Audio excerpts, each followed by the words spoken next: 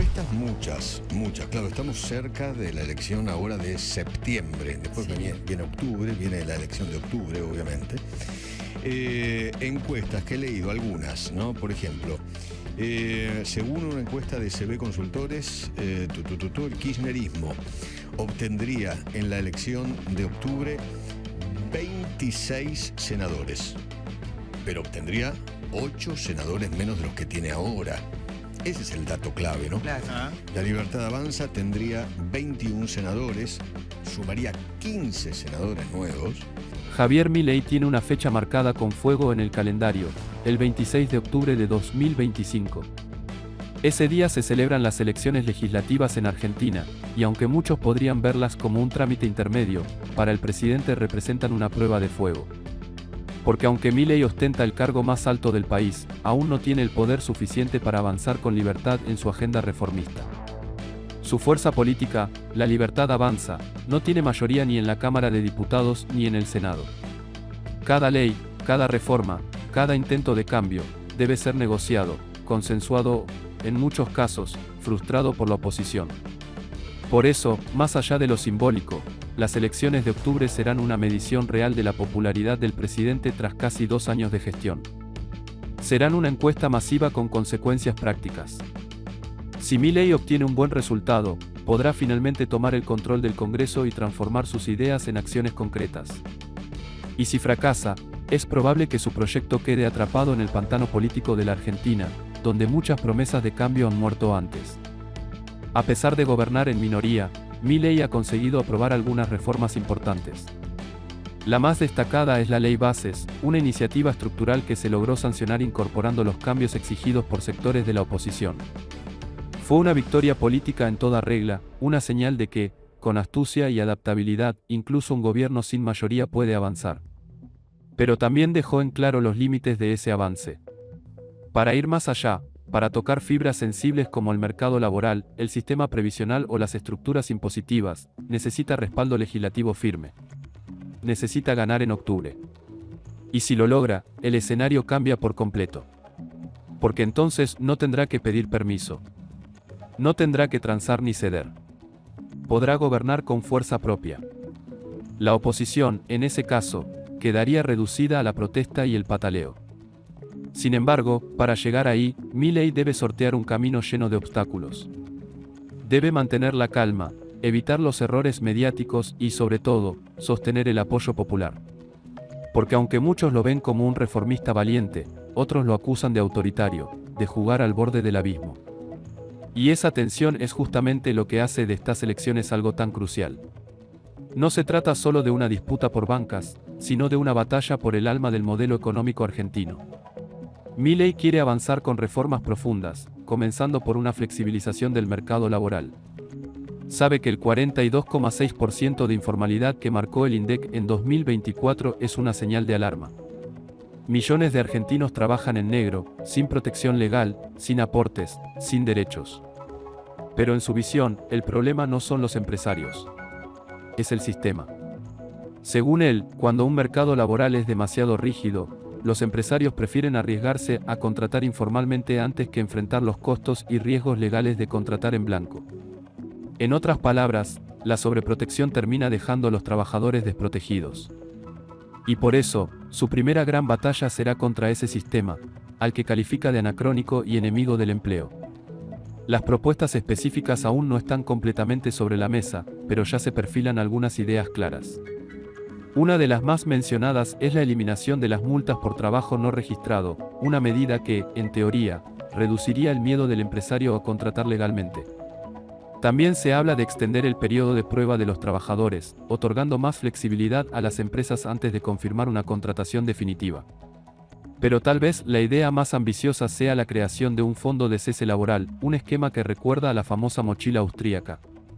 En lugar de que las empresas deban afrontar costosas indemnizaciones al despedir a un trabajador, irían acumulando aportes mensuales en una cuenta individual a nombre de cada empleado. Ese fondo sería propiedad del trabajador y podría usarse si es despedido, si cambia de empleo o incluso como ahorro para su jubilación. Este sistema busca desincentivar los despidos costosos y fomentar una movilidad laboral más saludable, al tiempo que garantiza una red de protección individual para los trabajadores. De implementarse, supondría un cambio profundo en la lógica del mercado laboral argentino, acostumbrado a un esquema donde el costo del despido es tan alto que, en muchos casos, las empresas prefieren no contratar o hacerlo informalmente. Pero eso no es todo. La reforma también apunta a una adecuación más realista de los salarios en todo el territorio nacional. En países como España o Alemania, ya existen modelos en los que los sueldos se negocian por regiones o sectores productivos. Milei quiere importar esa lógica a Argentina. Y tiene sentido. No es lo mismo el costo de vida en Buenos Aires que en provincias como Tucumán o La Rioja. Imponer un salario mínimo uniforme a nivel nacional puede ser contraproducente, porque ignora las realidades locales. En zonas con menor actividad económica, fijar un salario obligatorio demasiado alto puede provocar un aumento del desempleo. Si las empresas no pueden pagarlo, simplemente no contratan. Por eso, la idea es que los sindicatos y las cámaras empresariales negocien los sueldos en función de la capacidad productiva de cada sector y región. Una negociación más cercana a la realidad, menos ideológica y más pragmática. Eso sí, este modelo exige madurez política y responsabilidad de todas las partes. No se trata de desarmar los sindicatos ni de dejar a los trabajadores desamparados, como acusan algunos críticos. Se trata de que los salarios reflejen de manera más precisa las condiciones del entorno. Y, si se aplica correctamente, podría incluso ayudar a reducir la informalidad laboral, al permitir que más empleadores puedan contratar dentro del marco legal. Porque no se trata solo de flexibilizar por flexibilizar. Se trata de crear un sistema más justo, más transparente, que incentive el empleo registrado y formalice la economía. Esta reforma laboral, aunque no se presente explícitamente como tal, también tendrá efectos importantes en el sistema previsional. Si aumenta el trabajo formal, aumentan también los aportes a la seguridad social. Y eso es crucial. En 2024, el sistema de pensiones representó cerca del 45% del gasto primario del Estado argentino. Con una informalidad laboral que ronda el 40%, el sistema se sostiene con hilos. No solo entran menos recursos, sino que también se afectan las futuras pensiones de los propios trabajadores informales, que no están aportando, por lo tanto, no tendrán cobertura adecuada en la vejez. Reformar el mercado laboral, entonces, es también una manera indirecta de salvar el sistema previsional.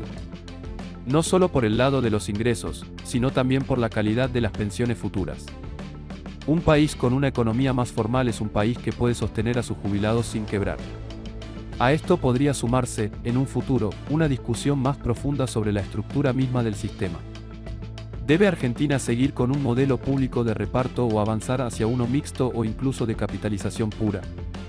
Milei ha dejado entrever que su preferencia es por el sistema de capitalización individual, pero sabe que esa discusión requiere tiempo, consenso y una base económica más sólida. No se puede correr antes de caminar. Ahora bien, ¿qué tan posible es que Milei logre consolidar este proyecto reformista? Para responder eso, tenemos que mirar más allá del entusiasmo de sus seguidores o del rechazo visceral de sus críticos. La clave estará en su capacidad de traducir su narrativa rupturista en resultados concretos, medibles y sostenibles. Porque una cosa es ser disruptivo con palabras, y otra muy distinta es cambiar estructuras anquilosadas que llevan décadas operando bajo las mismas reglas. Hasta ahora, Milei ha avanzado en varios frentes, logró aprobar la ley bases, cedió en puntos estratégicos ante la oposición y al mismo tiempo logró mantener la lealtad de su base. Pero octubre será otra historia. Ahí no habrá margen para discursos vacíos ni para echar culpas. Ahí se sabrá si su visión tiene futuro o si fue solo un experimento político que no cuajó. El verdadero desafío estará en convencer a ese votante indeciso, al ciudadano que tal vez no simpatiza del todo con su estilo, pero que está cansado de más de lo mismo. Porque el argentino promedio no vota por ideología pura, vota por esperanza. Por eso, si Milei logra posicionarse como el único que está dispuesto a hacer lo que nadie se atrevió, incluso si eso duele a corto plazo, podría capitalizar ese hartazgo y convertirlo en un apoyo inesperado. Pero si su imagen se asocia con caos, improvisación o falta de sensibilidad social, el riesgo de una derrota legislativa crece, y con ello también la posibilidad de una fractura interna dentro de su coalición. Además, el tiempo juega en su contra. Ya pasaron casi 2 años desde que asumió el poder y aunque ha logrado frenar parte de la hemorragia económica, aún falta lo más complejo, mostrar mejoras tangibles en el bolsillo de la gente. El argentino quiere ver precios estables, empleo formal, jubilaciones dignas y servicios que funcionen. Si Milei llega a octubre sin ofrecer señales claras de progreso en esos frentes, corre el riesgo de que su discurso reformista suene desconectado de la realidad cotidiana. Y en política, la percepción es más poderosa que cualquier plan técnico. De nada servirá tener razón si la gente no lo siente en la piel. Por eso, más allá del resultado electoral, octubre será una prueba de fuego para el modelo Milei. No solo porque definirá el rumbo de su agenda legislativa, sino porque marcará el tono de lo que resta de su mandato. Si triunfa, se fortalecerá como líder regional con una narrativa propia, capaz de desafiar al establishment sin colapsar el sistema. Pero si fracasa, quedará atrapado en la misma telaraña de promesas rotas y frustración ciudadana que hundió a tantos otros antes que él. En ese contexto, no se trata solo de ganar escaños. Se trata de consolidar un proyecto político que transforme a fondo un país que lleva años pidiendo a gritos un cambio real. ¿Y tú, qué piensas? ¿Crees que Milei logrará el respaldo que necesita para llevar su revolución liberal al siguiente nivel? ¿O estamos ante otro intento fallido de transformar Argentina desde las entrañas del sistema? Te leemos en los comentarios.